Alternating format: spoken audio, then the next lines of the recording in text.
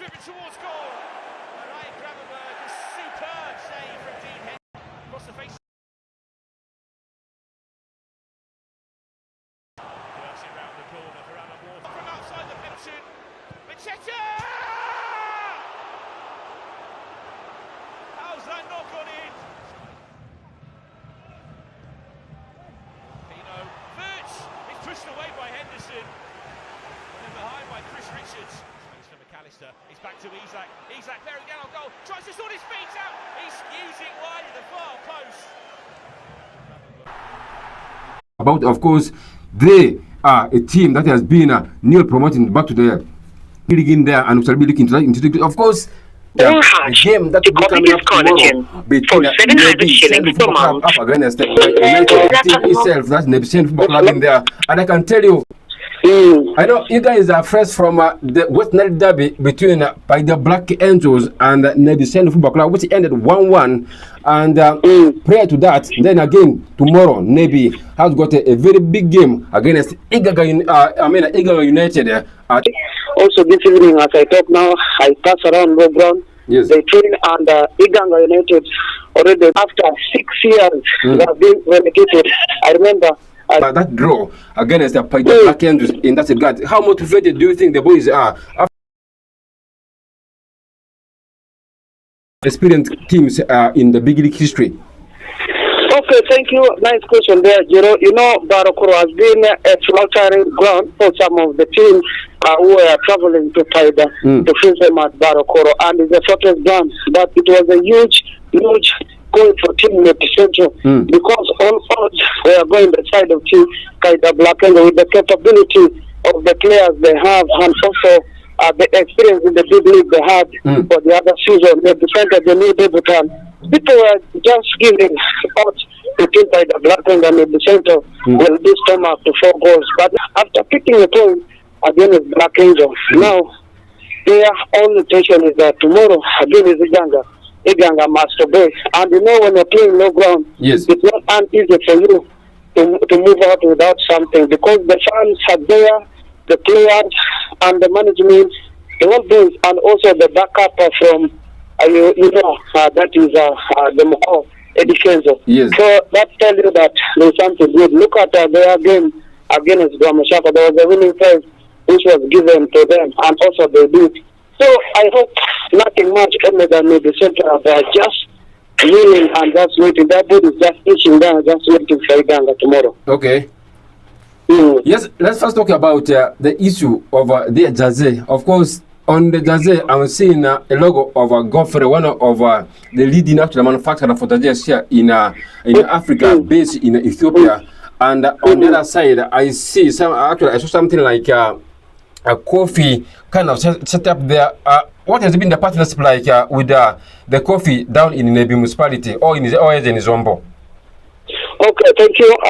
Let me start with the first question about Gofere. Gofere is just the company which manufacture the jersey of the team. Not only them, numbers of clubs in both second Italy, Uganda Premier League. We talk about Vita, Chitara, and some of the quality clubs in Uganda. Yes. They are the one behind their jersey manufacturer. Yes. And as I talk now, anytime from 2 weeks, Nebi Central planning to receive the new jersey for the FIFA Big League. And then Zombo Coffee, we are their official partner of Team Nebi Central last season when they were in Western Regional League. But right now, as I talk, they are still partner with them, and they are still asking them if they can continue with them so that they renew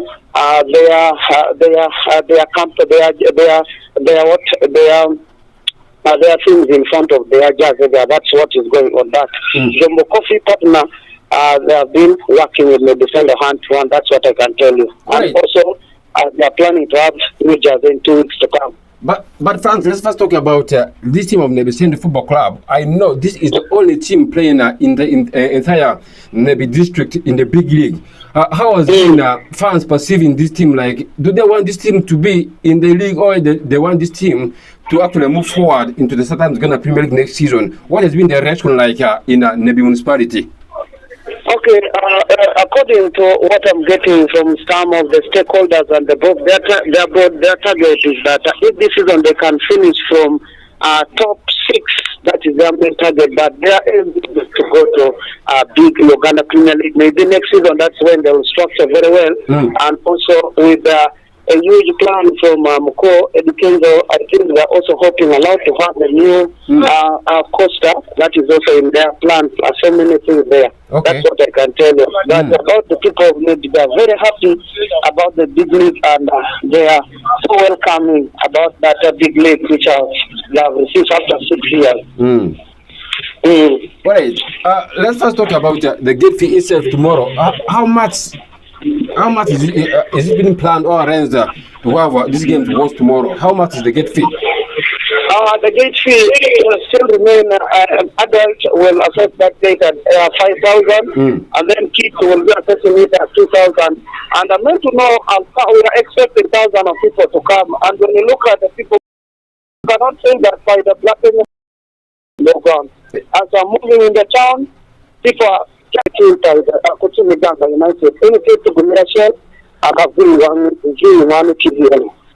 all right. Thank you. Frank Raza, we catch up tomorrow. Okay, thank you so much. You meet tomorrow. You come early.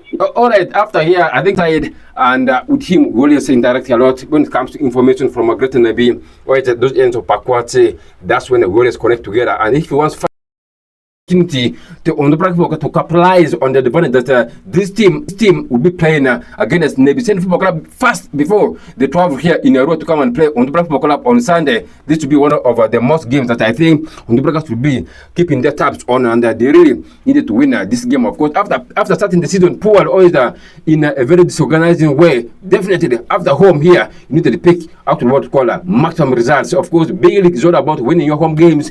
If Honduras can be important to beat a team in the step of Eagle United here at Blessing on Sunday, it will be of a big pride. I'll be connecting to Walter Bazagri tomorrow to give you some light about this game in that regard. In there, of course, Chinda Boys will be playing against Wakiso Giants. This game will be at Bitum City Playgrounds down at Gayaza at 4 p.m. Then it will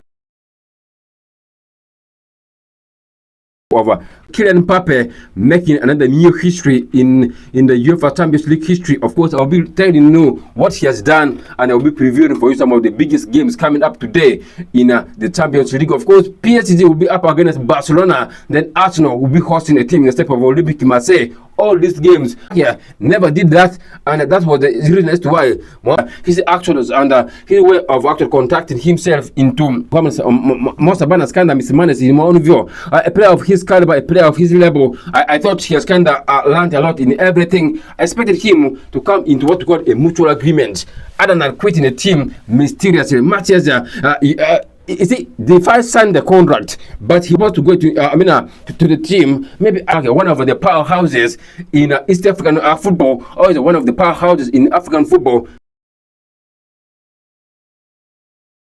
Trying to actually to Morocco, he spoiled his reputation with Raja Casablanca. He went to down in Libya with the Al Ahly Benghazi. He also spoiled his reputation. He went to a team called Al Noir. He also spoiled his reputation with the KCCA. He wanted to join KCCA. Due to his reputation at KCCA, KCCA turned his offers down. They said, we cannot actually accommodate you. You see, these are some of the manners that I think Mohamed Saban acted to me in a very disorganized manner. I expected him to behave very well when actually signing contracts. Of course, first sign your contract. In case things are not actually moving well, you can terminate your contract. Signing a 1-year contract, of course, with the team of Goromahia, he actually signed a 2 years contract with them, and that 2 years contract with actually again with an obligation to renew it. But now he joins a team in Ethiopia. I think he'll be working closely with one of the West Niles. I'm talking about Adiontin Hathen, who plays for Defense Forces down in Ethiopia. One of the biggest things for Mohamed Saban. I think that is one of the biggest things for him, and we shall be very, very actually proud for him to see that he represented us very well in what called in Ethiopia, one of the new leagues that he'll be playing in. I think that should be one of the biggest things for him. When you look at the games played today in the Southern Ghana Premier League, of course, a team in the step of Bull did beat a team in the step of Maroons by a goal to nil. That was one of the games played today in the Southern Ghana Premier League. Bull badly needed this. Of course, in their first game, they were ejected, and they thought that this was one of the big, the games for them to actually to come back to light, and they managed to have got one of the biggest performances against Maroons, and they managed to beat the team by a goal to nil. One of the biggest things from them. Then Gaddafi FC, you can call it Entebbe UPPC, managed to beat a team in the shape of Lugazi by 2-1. Of course, that was actually some of the games played today in the Star Times Uganda Premier League. It was a kind of all home affair.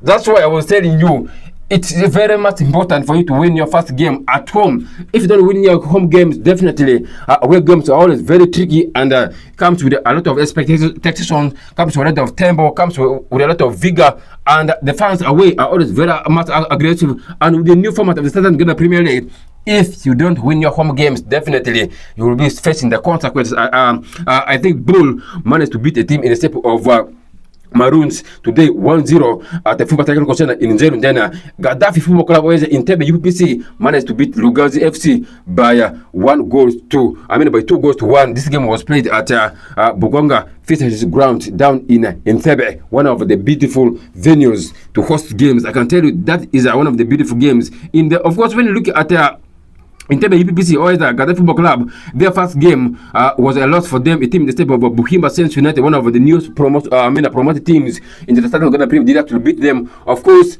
Entebbe UPPC is being coached by Abdullah Mubiru and Charles Livingston Babazi, who were previously the head coaches for the national team of Uganda to some extent, and they will be one of the most respected coaches in Ugandan football. And I thought that was one of the most demanding things for them. They badly needed to win this game, and as they talk, they managed to beat a team in the shape of Lugazi FC by 2-1. Of course, tomorrow we shall still be having games in the Southern Ghana Premier League. Of course, tomorrow will be 2nd of October 2025. Of course, Police will be playing against the team in the shape of Express Smoke. This game will be at Chira Road, actually Police Arena at 4 p.m. East African time or the Ugandan time. Then URA Alex Isabire will be versing Usain Balango together.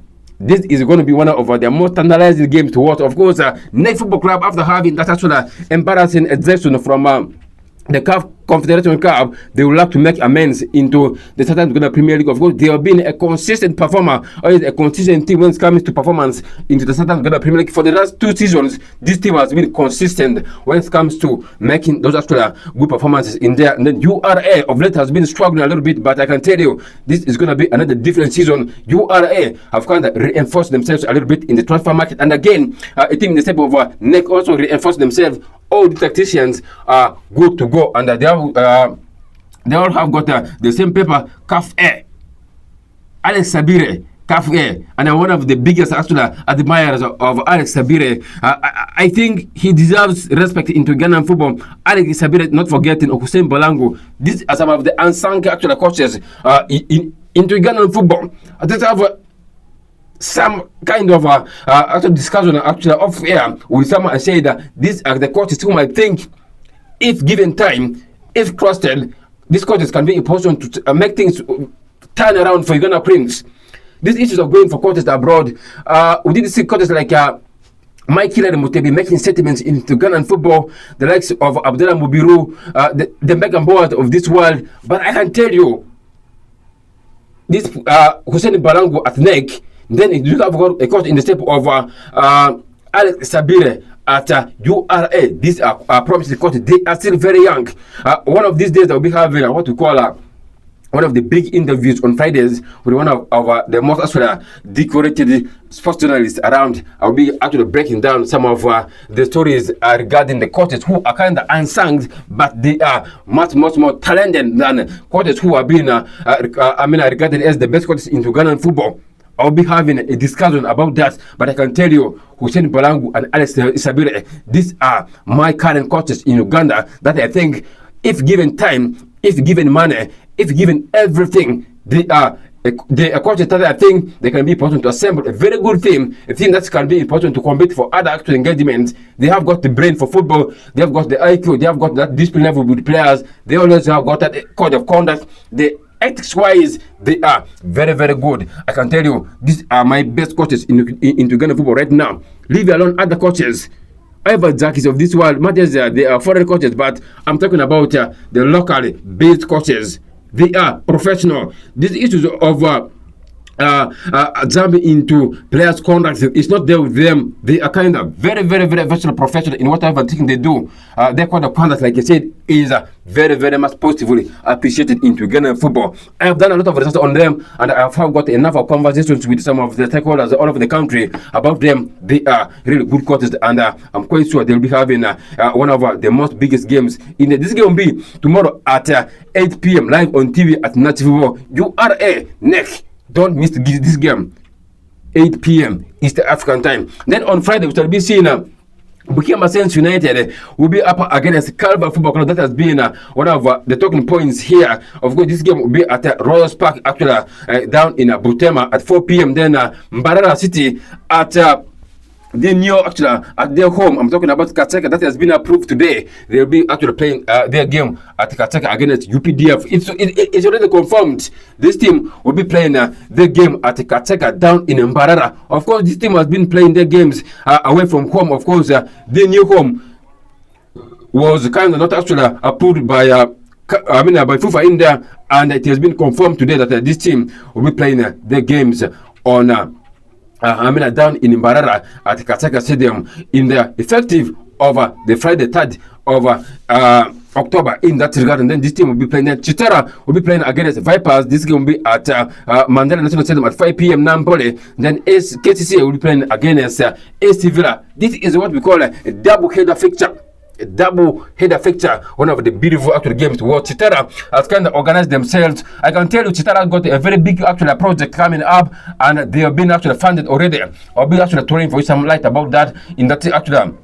Regarding of course, they have got a new sponsor on board. I'm talking about Chinyara Sugar Limited. They have got injected a lot of money into this team of Chitara Football Club, around 100 million Ugandan shillings. That is one of the beautiful things that has been injected. And I can tell you, this team was actually sponsored by one of the most actually NGOs or companies into in Uganda. I'm talking about JCIL.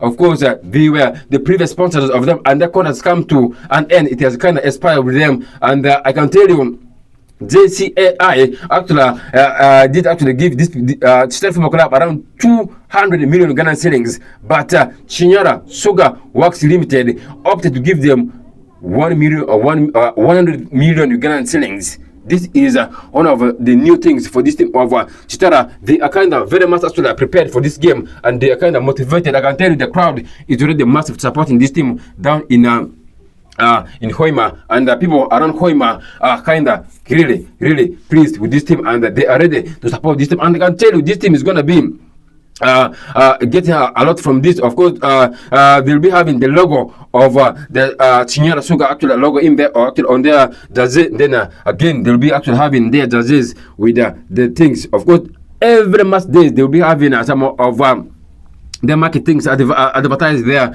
and they always have got that actual engagement in that regard. One of the beautiful things in that regard. Of course, when you look at a number of things that happened yesterday, of course, games were played yesterday in the Champions League. Of course, the biggest one was between Team Liverpool Football Club that happened yesterday, and Liverpool were beaten yesterday. Before I talk about that, let me first take you the comprehensive game that were played yesterday in the Champions League. Of course, we did see Atalanta beating a team in the step of Club Brugge by 2-1. Then Real Madrid did actually go riot, beating a team in the step of Karate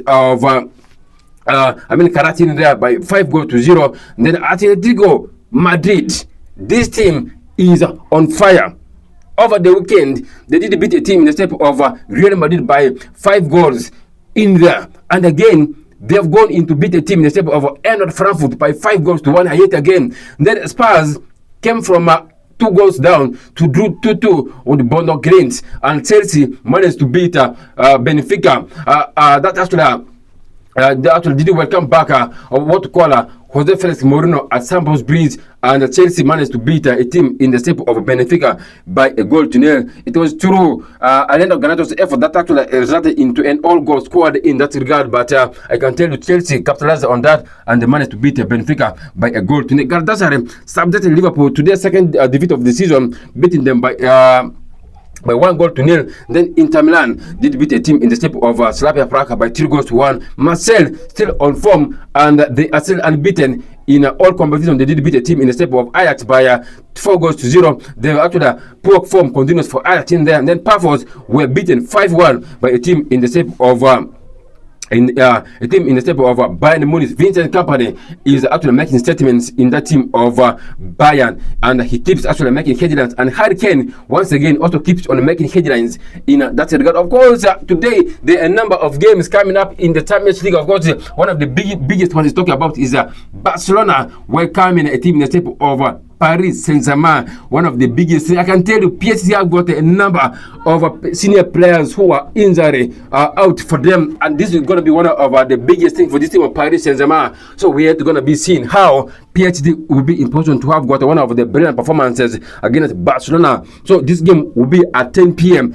in that regard. And then first take you through the games that will be coming up in the Champions League today. We shall be seeing Karabakh welcoming Copenhagen. This game will be at 7:45. The game that I'm telling you, around 1, 2, 3, 4 games will be at 7:45 p.m. Karabakh up against Copenhagen, 7:45 p.m. Union St. Cruz of Belgium will be playing against Newcastle United of England. Arsenal will be welcoming this team. I'm talking about Olympiacos of Greece, one of the giants in Greek football. I'm talking about Olympiacos. It will be coming at Emirates Stadium. This game will be at 10 p.m. East Africa time. Then Barcelona will be hosting a team in the shape of PSG at Spain. This game is going to be at 10 p.m. As such, but of course, Bayer Leverkusen will be playing against PSV. This is going to be at 10 p.m. Borussia Dortmund will be up against Atletico Bilbao. Monaco will be welcoming Manchester City. Then Napoli will be playing against Sporting CP.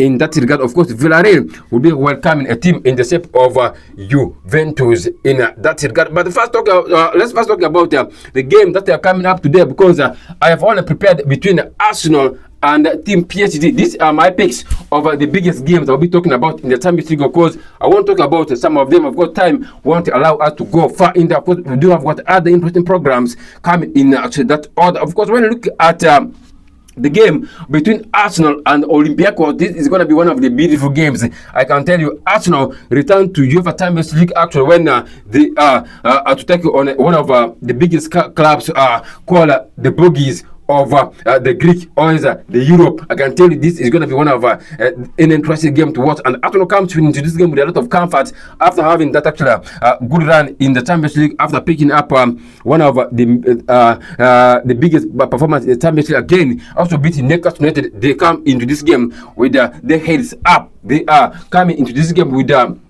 mindset. They wanted to keep the momentum, they wanted to keep the players on higher gear, they wanted to keep the morale going on, and I can tell you this is going to be one of the biggest games to watch in the. Of course, the player to talk about in this game is Victor Gyökeres. He has been all that actually performing for Arsenal in the Champions League. He has been so positive for Arsenal, but in the English Premier League, in the last actually game that he has played in the in the Premier League, he has kind of been over a shadow player. But I can tell you, this guy always loves to play against medium teams that are much more physical. That's when you find Victor Gyökeres struggling against them. But when it comes to playing against teams that kind of play soft football, that's when you know the character of Victor Gyökeres. That's when you know the intelligence of Victor Gyökeres. That's when you know the strength of Victor Gyökeres. But I can tell you, Victor Gyökeres against Olympiacos, he'll be one of the headliners into this game. Of course, in the Champions League, returning for Arsenal for the first time this season at Emirates Stadium,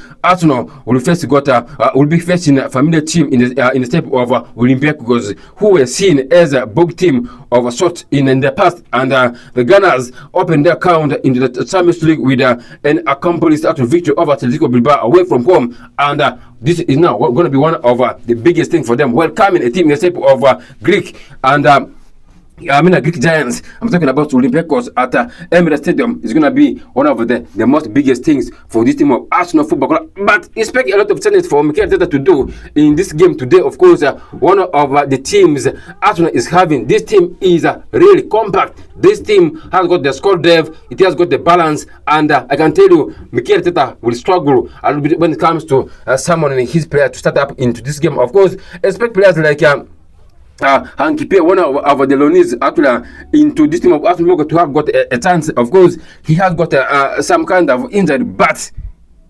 expect this guy to give a priority if he is past fit by Mikel Arteta. Matt says that he has got a knock still, but I think these are the kind of opportunities that you realize that he needs to have play time. Ever since he made that switch from Valencia to join Arsenal Football Club, he has never played for the team, and we may see this guy coming into play against Greek Giants. I'm talking about Olympiacos. I think this is going to be a walk-over game for Arsenal Football Club playing at Emirates Stadium. The fans are always there to support this team, and the players always do their best when it comes to playing at Emirates Stadium. This is going to be an interesting game to watch. Brett Eze has been one of the players talking about into this game. Of course, when you look at Martin Zubimendi, he is not all that a player that I can much rely on.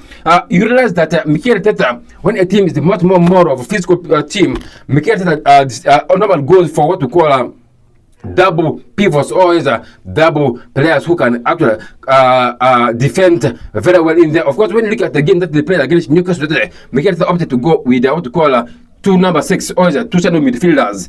That was the reason as to why he knew this is a team that's very, very physical. Against Manchester United, he went with the same actual formation. Against Newcastle United, he went with the same formation. Well, against Manchester City, the same formation he also actually played against Mikel Arteta. When it comes to game reading, he is a very, very actually pivotal in that. That's where I give credit to Mikel Arteta. And this is not going to be a game which is not going to be all that physical enough. I expect the team to have got maybe give a rest for a player in the stable of Martin Zubimendi. Give actually one of the players to have got a playing start. I'm talking about a player in the names of Merino. Instead, rest a player in the step of Declan Rice. Of course, this Declan Rice has been a consistent player who has been playing for Arsenal. This is a moment that you need to give some of your senior players a rest. Arsenal is playing at home. It's not going to be a big threat for them. So, let me take you through my predictable lineup that I think Arsenal Football Club will be actually using against a team in the step of Olympiacos. In that regard, expect that David Raya still to be in a goal. Of course, Luis Kelly is fit and he's back into the starting team of Arsenal Football Club. Expect him to be on the left hand side of the pitch, and then Ben White, expect him to be given a nod actually in tonight's game against Olympiacos. Expect him to be on the other side. Of course, the central actually defense partners will still comprise of Gabriel alongside William Saliba, who has just signed a new contract with the Gunners. I think he'll be highly motivated, and he has been one of the pivotal players for Arsenal Football Club at the back line, and that is the reason as to why Arsenal has got the best defense right now in the English Premier League. Arsenal and Crystal Palace, these are my team that have got the best defense in the English Premier League in this season. Let's first talk about the midfield team that I think Mikel Arteta will be important to pick. I expect Mikel Arteta to pick Mikel Merino, like I said, to start this game.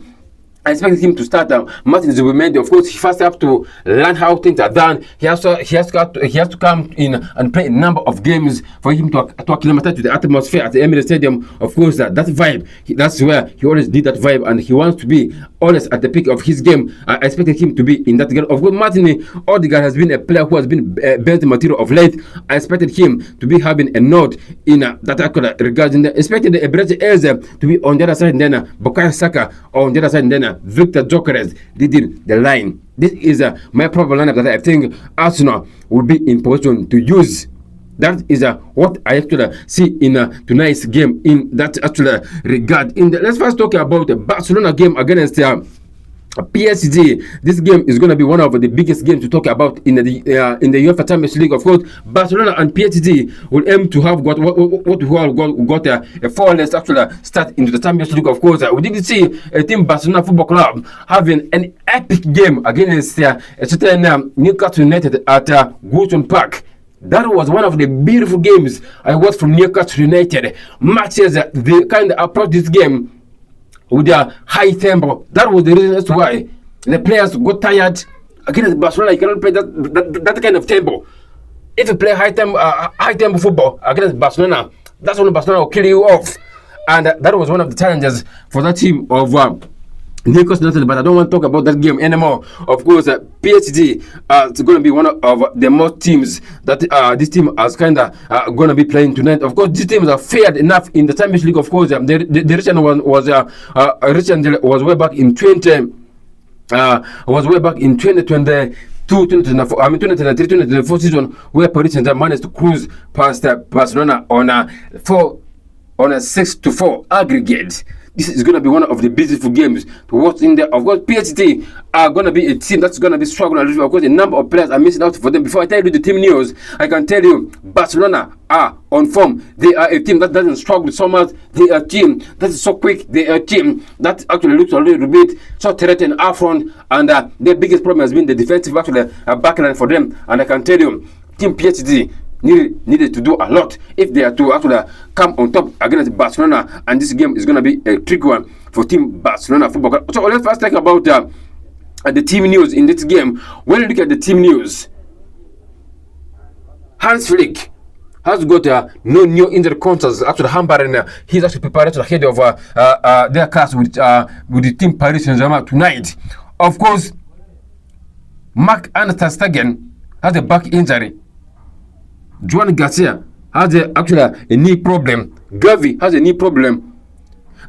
Fermin Lopez has got a back problem. Then Rafinha has got what we call a hamstring injury. And then Alejandro Balgade will be hope to return back into the time after getting full fitness, and he may be likely to start up this game against PSG side. When you look at the team news of PSG, you realize that Luis Enrique's side have got a number of players who are out for them. Of course, Marquinhos has got a thigh problem. Then Nuno Mendes has, João Neves has got a hamstring problem. Then Fabian Ruiz has got a muscle problem. Then Desire Doué, who has been one of the most actually pivotal players for them in the Champions League last season, is also out with them for calf injury. And then a player in the step of Ousmane Dembélé has got actually a hamstring injury.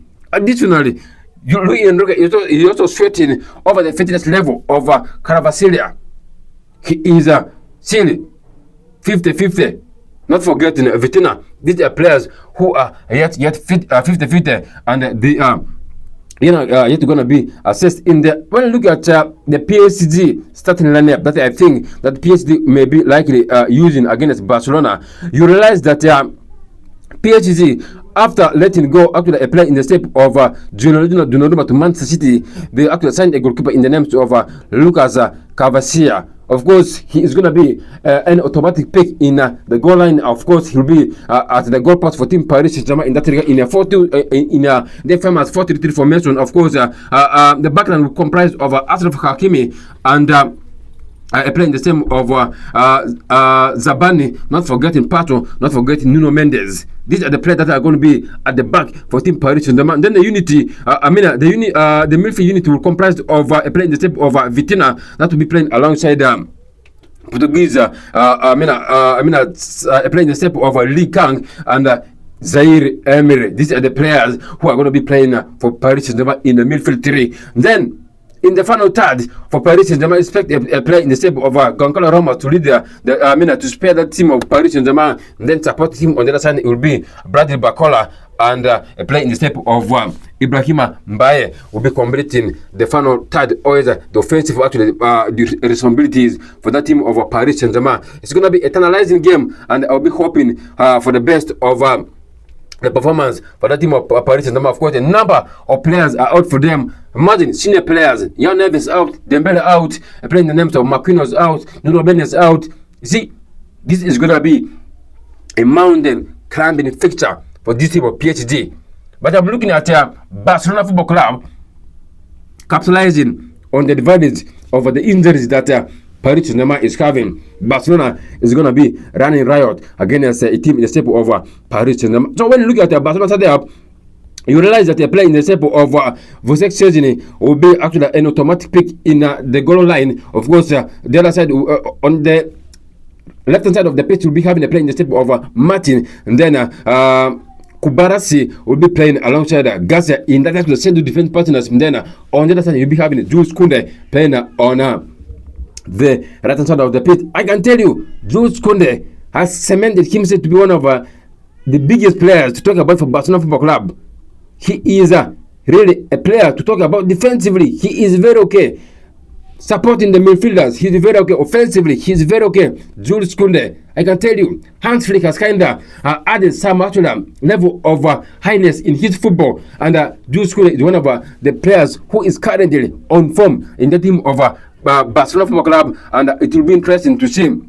He must have put in a lot of performances against Paris in one of the most organized teams, not as just recently won the UEFA Champions League, the defending champions of the UEFA Champions League. So it remains to be seen whether they will be important to have one of the challenges for Barcelona Football Club. Then in the midfield too, in the 4-2-3-1 formation, Barcelona will be playing De Jong alongside Pedri in the midfield too. Then Rashford on the other side of the pitch. Then we have got Yamal on the other side. Then supporting Lewandowski.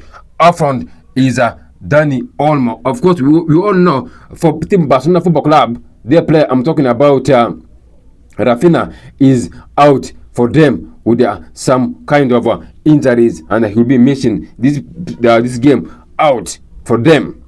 Of course, let's first talk about. I know my time is almost up, but let me break for you some actual story actually developing as far as today is concerned. Of course.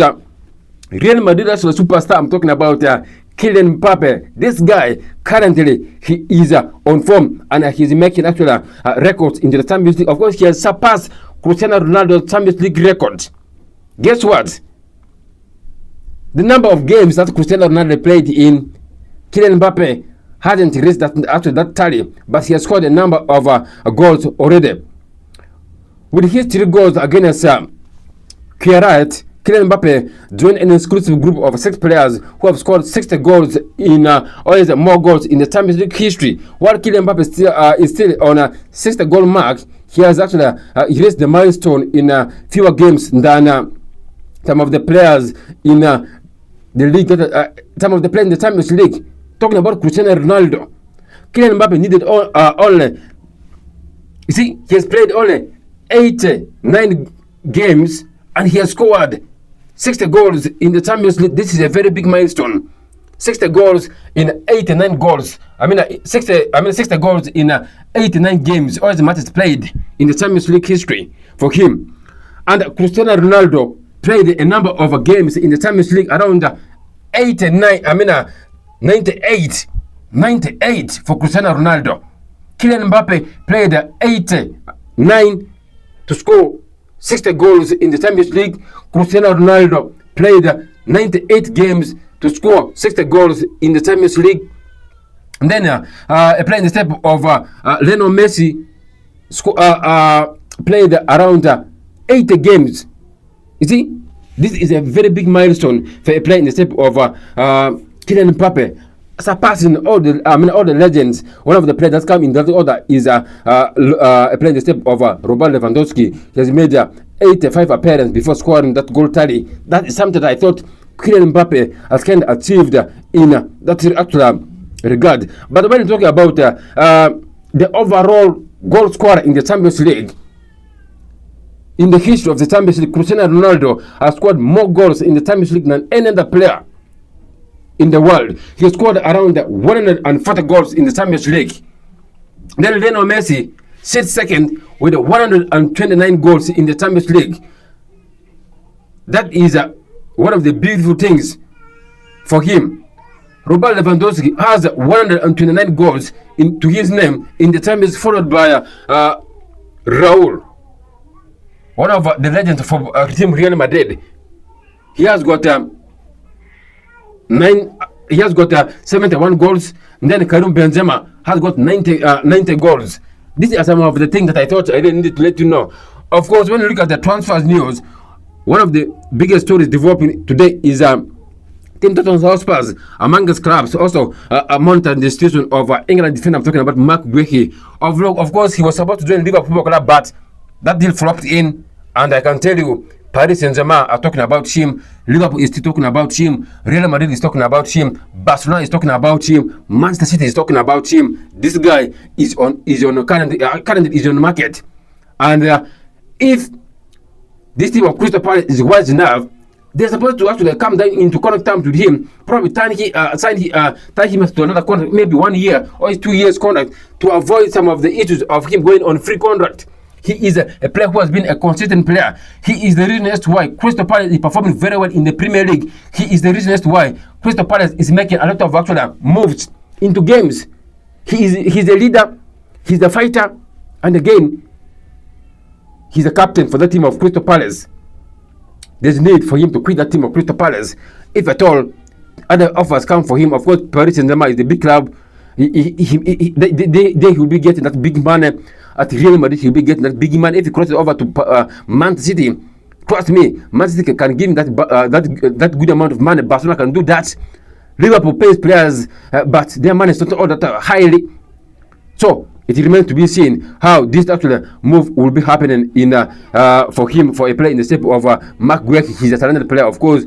It remains to be seen how things will be actually moving for him. And Tottenham Hotspur's manager Thomas Frank wants to bring in Republic of Ireland defender. I'm talking about Nathan Collins, who is already 24 years old, and he's a player who currently plays for Brentford in the English Premier League. They are saying that they really want to have this player in their disposal, and they're also saying that they want Uruguay midfielder. I'm talking about Rodrigo Bentancur, 27, also to agree another contract with the club. About that, of course, Manchester United insiders fear Ruben Amorim actually may resign before he is sacked.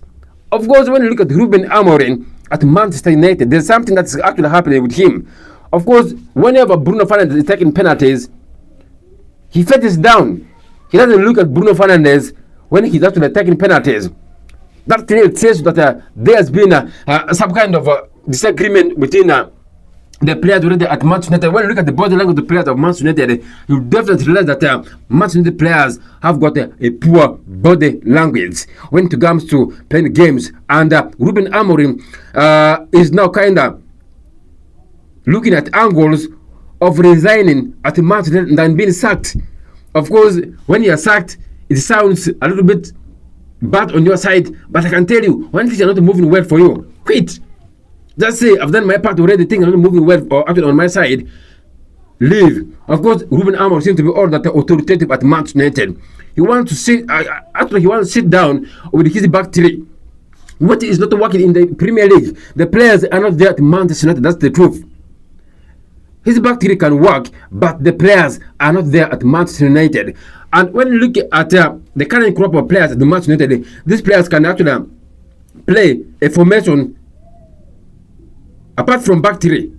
They can play in a 4-2-3 formation. They can play in a 4-2-2. They can play in a 4-1-4-1 formation. They can play in a 4-4-2 formation. They can play in a 4-3-3 formation. You see, Ruben Amorim, if he was to be very wise enough, he needed to be a little bit flexible actually with formation. He needed to be a little bit actually dynamic when it comes to playing big games. He always have got that A performance when he's playing big games. That is not the case that Manchester United needs. You can get beaten by Manchester City. These are only in England currently. There are only few big name teams already: Manchester City, Chelsea, Liverpool, and Arsenal. 4 teams, Manchester United inclusive out of it. Imagine, in case you lose 2 of these big games, and you capitalize on beating these other medium teams in the Premier League, you'll be good to go. Even if Arsenal beats you, even if Chelsea beats you, even if Manchester City beats you, you will still be trusted. You will still be given that actual that managerial position at the Manchester United. But Ruben Amorim is not doing that. He's trying to actually disorganize everything at the Manchester United. The players are losing trust actually in him. I can tell you at one point in one of the interviews, a player in the step of Bruno Fernandes said that things are not really moving very well. Manchester United just looks like an average team. But when you look at the body language of the players, I can tell you the team really looks to me an average team. Diego Dalot, to me, deserves to quit the team of Manchester United. He is not doing the best. A player in the step of Paulo Kidogu, this player is doing nothing to me at Manchester United. He deserves to quit. A player in the step of Kobe Minor, whom you're not trusting, and this has been a player who has been actually unexpected to be one of the biggest players Manchester United in the near future or in the current generation. You are saying that this player should be fighting with Bruno Fernandes, and you're making Bruno Fernandes to play in the number 6 role, a place that Bruno Fernandes can never play for you extremely very well. That is a poor decision from Ruben Amorim. He is running out of ideas at Manchester United. If I'm to be that hierarchy at United, he deserves to quit. He deserves to be sacked. That 12 million actual compensation can be paid. That is just a match day one actual get fee that can be important to actually pay his actual package to quit Manchester United. He's making things to run worse to worse for Manchester United. That's the biggest upset for him.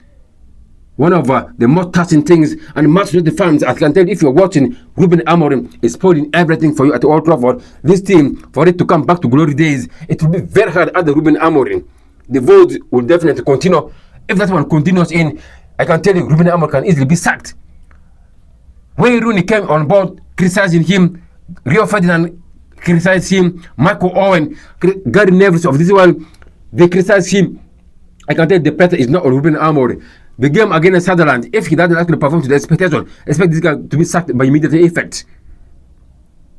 Against Chelsea, he performed a little bit, but against Sunderland, so we're not going to be seeing how he'll be making headlines in that game.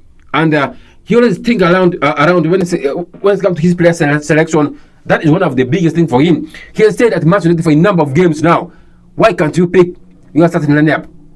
You don't have your starting lineup already. That is the problem with Ruben Amorim. Probably we're going to be seeing how things will be making a headline for him, and it will be so much touching for him. And I'm quite sure Ruben Amorim will be having one of the biggest things to talk about. My time is out. I don't want to talk much about other things, but I've got a packet about Liverpool. But I'll be talking about Liverpool over the weekend. I've got a story about Liverpool. They're kind of actually deep in form. I'll be talking about that over the weekend. I'm out of here. Bye bye. Up next, some of the other interesting programs coming up next. I'm out of here. Bye bye.